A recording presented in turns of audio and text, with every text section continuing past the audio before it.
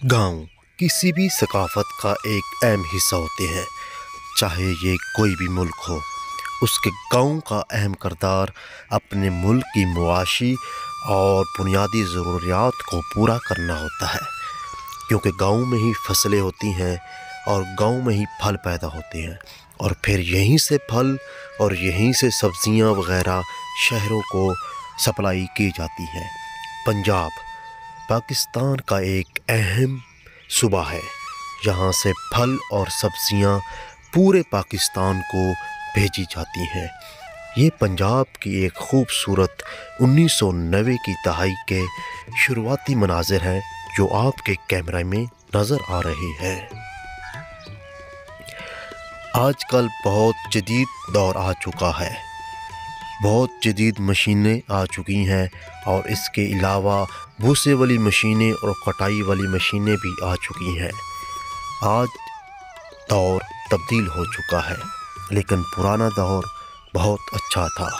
हमारे बुज़ुर्ग मिलकर एक चीज़ें बनाते थे। बुज़ुर्ग हमारा असासा हुआ करते थे।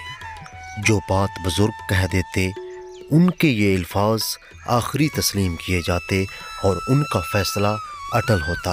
अफसोस अब वो दिन नहीं रहे।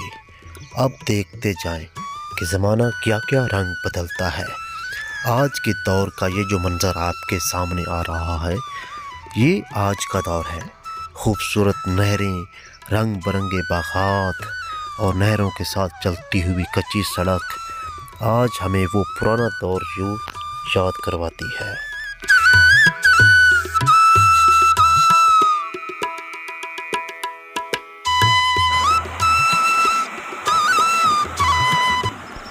ये भी एक दौर हुआ करता था।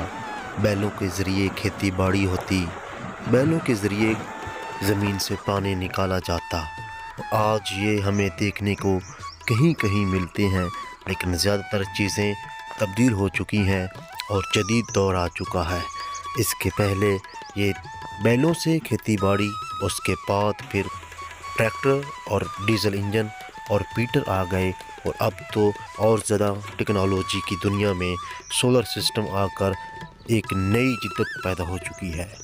आज भी गांव के वो पुराने याद हमें जब आते हैं तो हमें पंजाब की सकाफ़त बहुत याद आती है। पंजाब अपने पूरे पाकिस्तान में, न सिर्फ इंडिया में भी मशहूर था और आज लोग पंजाब को बहुत सी ज़बानों में याद करते हैं, कभी पंजाबी, कभी देसी और कभी कुछ।